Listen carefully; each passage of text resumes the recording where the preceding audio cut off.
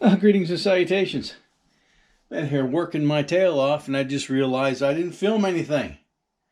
So what I've been working on today is figuring out the wiring for these clearance lights. I checked to see if my lights were still working, and I turned on the headlight switch, and I went back to look at the back end of the bus, and none of the lights were working. So that's not good.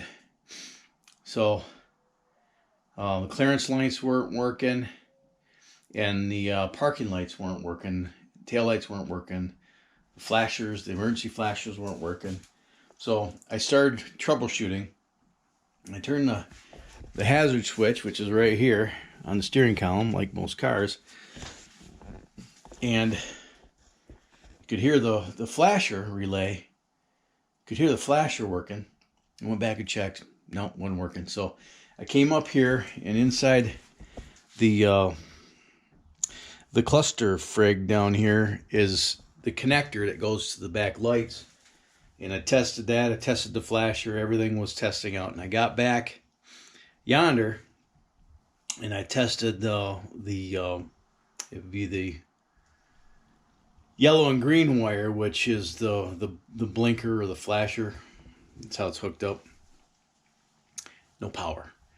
So I came up to the front of the bus, and I have a flasher on both sides of the bus here. So people alongside of you, when you get the blinker on, they can see it flashing. Well, this was flashing.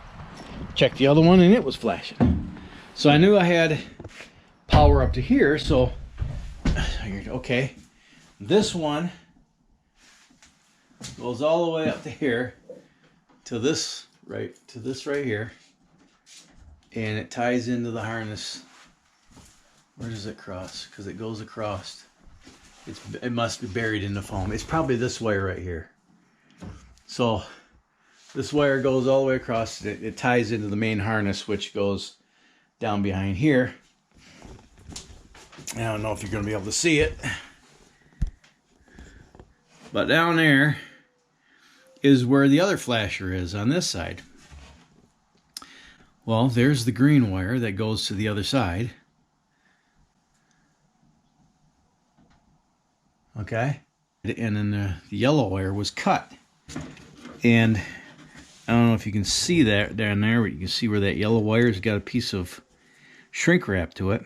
I had inadvertently cut that wire like a dumbass. So I wasn't getting, it was flashing there, but it wasn't, there was nothing connected here that goes to the back. So I repaired that. That's fine. This wire was not cut, so I cut it. This is the wire that goes to the recirculation pump. And then this wire here was also cut, and that's the wire that goes to the clearance lights. So I repaired those wires, tested them, everything works, and I hadn't done anything with these clearance lights up here other than just screw them onto the bus. But I didn't wire them, so I went ahead and wired those, and those work now. I'm still going to need somebody to help me when I do this. I'm going to go through and retest those lights in the back door with the brake lights and the running lights and the blinker lights to make sure that they're the way I actually want them. But anyway, I also mounted my seatbelt retractor, so that's done. What else did I do?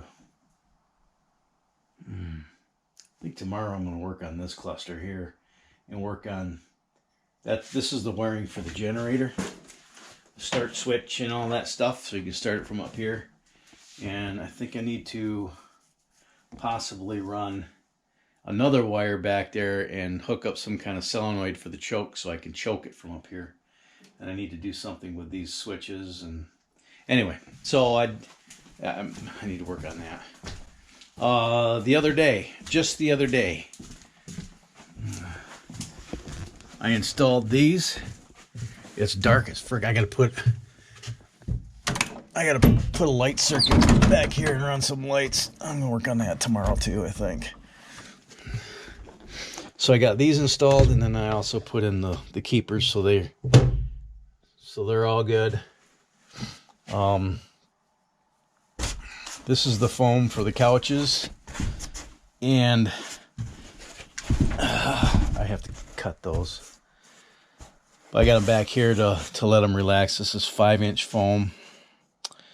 And I think I might go ahead and get 3 more for the bunks. I can buy like sleeper mattresses, but they're expensive. I'll have almost $1,000 in sleeper mattresses. This here, this is $200 worth of foam, $192 for these 2 pieces of foam. So they're like $80 a piece. I have $240 in foam for there, plus the fabric. And I use sewing machine, and I took home ec in high school because that's where all the girls went. Now, check this out. This is my little cabinet I was talking about, and I'm utilizing the emergency equipment inside that used to be up there. That's all going to get covered up. So, and that's where I'm going to mount the TV over up there where those fans are. I put this in here so it matches the rest of the backing there. And I have a little spot there where I can put a false floor in it. And then I have to get some more of this stuff. And I'll build little hidey holes. So cut this little piece of plywood out. I need to be able to get access inside there for the electrical if I ever have to replace this. I'm going to make a panel that will almost come out flush to this. I might make it so it comes out flush, so it just looks like it's part of that, and it'll clip in using these. So just clip it in, and it'll be cool. And then I'll have to rivet them on there, but I've got. Oh, come on! Those poles can't get here soon enough. So I've got 3 extra of these, and I can put 1 or 2. I might be able to put 2 of them on there, and then see how that works. I'll have to pop rivet them on, and I don't know how I'll keep it, but thought maybe I could use a couple of those things too to keep it in place. Because I want it to be tight there so it doesn't rattle down the road. I might have to put some foam behind it or something so it seals up against it.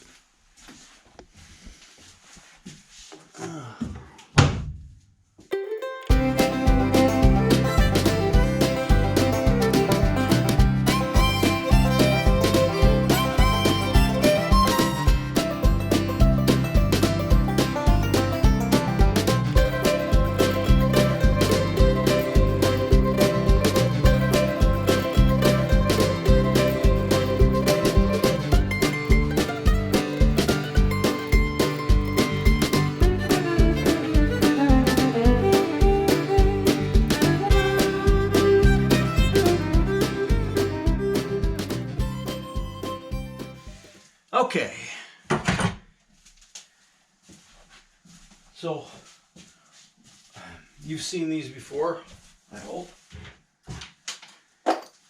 Rather than having a dinette or a kitchenette, like a eating area, we don't live that way at home. Our kitchen table is more of a place where we sit around and play on the internet. We eat occasionally there, but that's not really, our kitchen is more of a multi-purpose thing.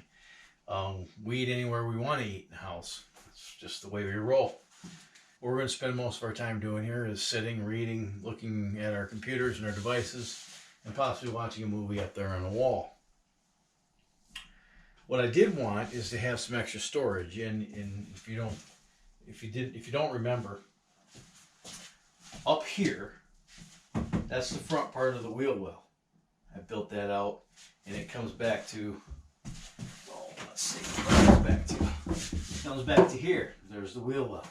So this is all wasted space, more or less. But I have a little bit of storage underneath here. From this point on back, on both sides, there's some under chair storage here. on this side as well, right?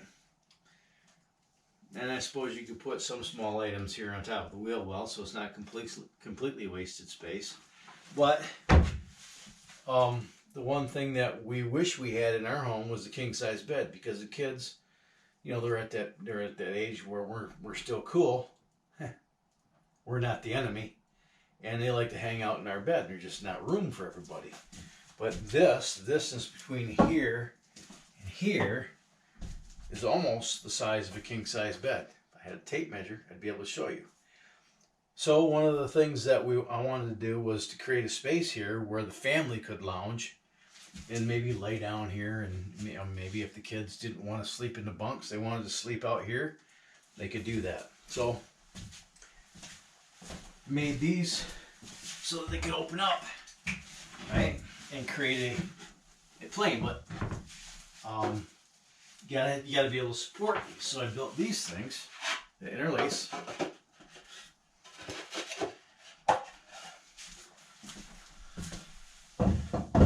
Right.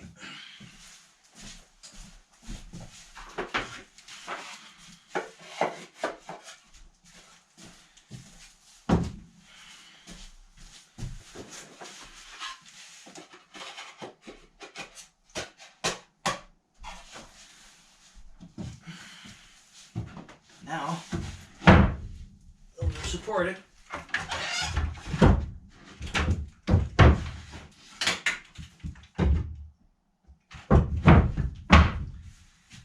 Pull the cushions down the top of that. And now you got a nice little bed. Oh my gosh.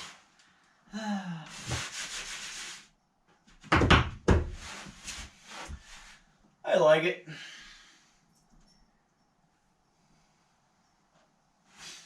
And I suppose if the kids like it enough, we could tear down the bunks and do something else in there.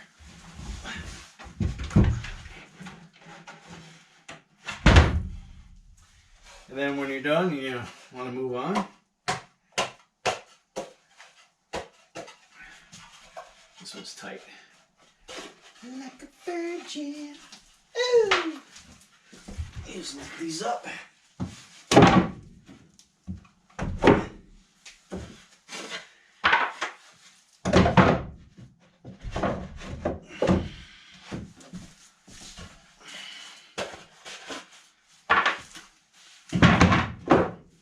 Stow them away. Voila. Now,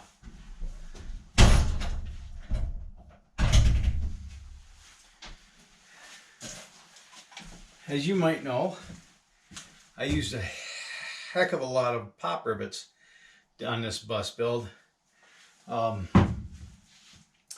fact, twice as many as I needed to, because I had a whole bunch of wide flange aluminum rivets that I started using on the bus, and then I decided against that and started using stainless steel.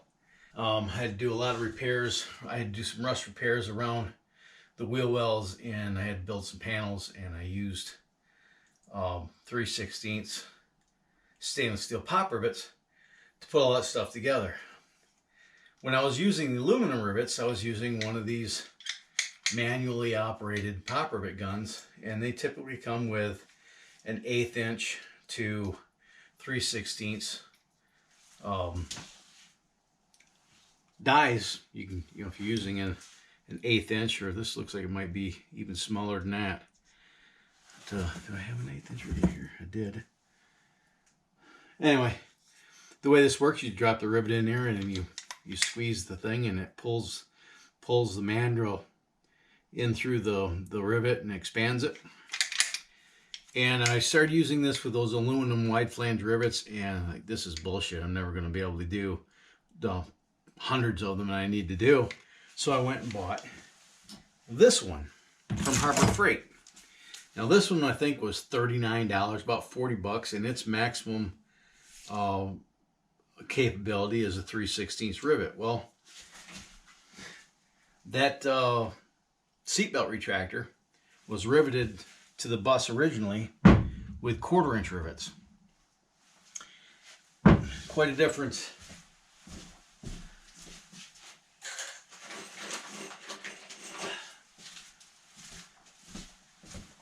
Quite a difference in thickness. I don't think even if you could find a bit that's big enough for that shank that you'd be able to pull with one of these, that mandrel through that rivet. It would hurt your hands, because I was doing it with 3/16 aluminum rivets and it was hurting my hands. So I went on to Amazon. Jesus, so much trash in here. I went to Amazon and I picked up this monster. It's the Astro 1423. It's got a little cup on here.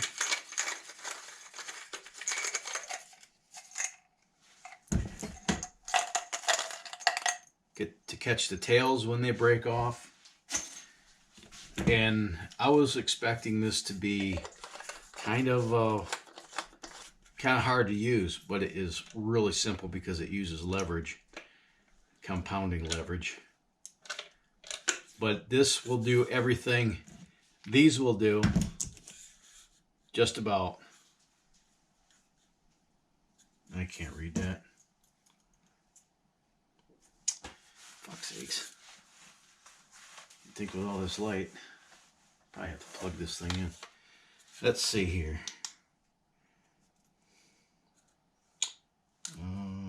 3/30 seconds, 1/8, 3/16, 5/30 seconds, and 1/4 inch capability.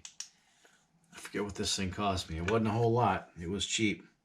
So if you're into tools and you're going to do a lot of pop riveting, get one of these. If you're not going to spend the money, I could have got, Harbor Freight has a 1/4 inch, a bigger one that's capable of doing 1/4 inch, but I think it was like $70.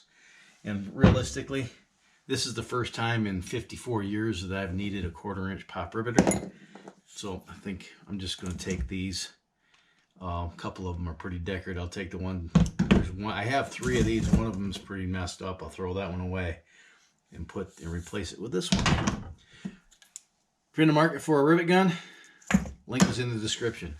One more item that I purchased for this bus. I think you're gonna like this one. Here's a package that I purchased, and I'm positive that it comes straight from the land of cheap shit.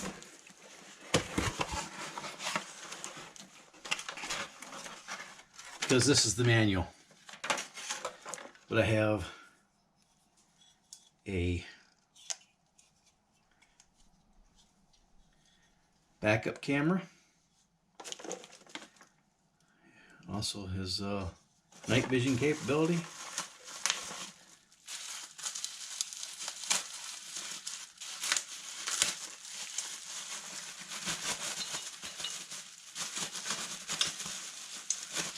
And here is, actually this is the backup camera. This is the front view camera. What's the difference, you might ask? Well, that's a great question. Thanks for asking. The difference is the backup camera has grid lines, right? So you can back up and see where your vehicle's going to go. And the front view camera doesn't. So I was thinking about saving this one, possibly, because I don't need a front view camera. I just don't need a front view camera. I was thinking about saving this one, maybe mounting this on a trailer. I do have my 24-foot car hauler. If I ever use that to haul, it'd be nice to have this on the back of the car hauler, so I could see if someone's right up on the back of my trailer. But, so I have a backup camera, a front view camera,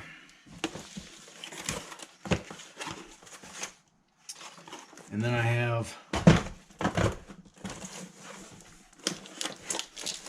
oh Lord, cigarette.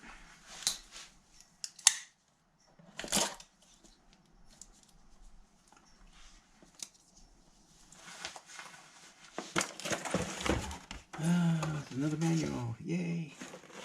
And I have these. And these are the side view cameras. And there is a reason why I wanted to get one of these. Let me show you This is something that's been on my mind since I took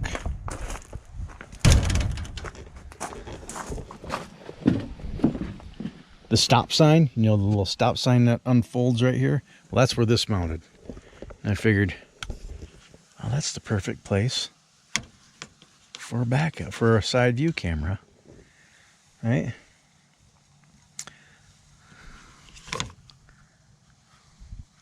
So that's where that's going. And then I'll have to do the same thing over here on this side. I have to put something over here. And these are aimable and all that happy horse shit. I'm probably going to have to pick up some extensions, I think. I don't know, I'll have to see. I don't think there's enough to go all the way to the back. I might be wrong. And then here is the monitor. What was that? What was that? Damn it. I could have elected to get a bigger monitor. This one is a 7-inch monitor. But I figured that I would probably mount that.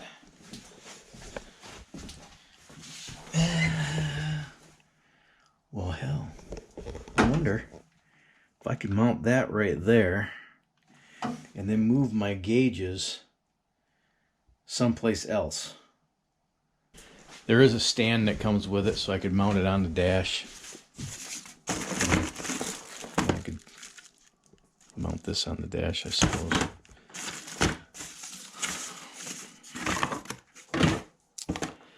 But that is coming up, and you know, the install for that's coming up in a future video. Sorry I didn't record a whole bunch today, but it was pretty boring. It would have been pretty boring content to have you watch me crimp connectors on and figure out this lighting. But that's all I got for today. Thanks so much for taking the time to watch. Thank you for your encouragement and your kind words. It means a lot to me. If you'd like to support this channel, there's a few ways you can do that. Probably the most important thing you could do to support this channel is simply hit the like button and then share the video with your social media network, your vast social media network.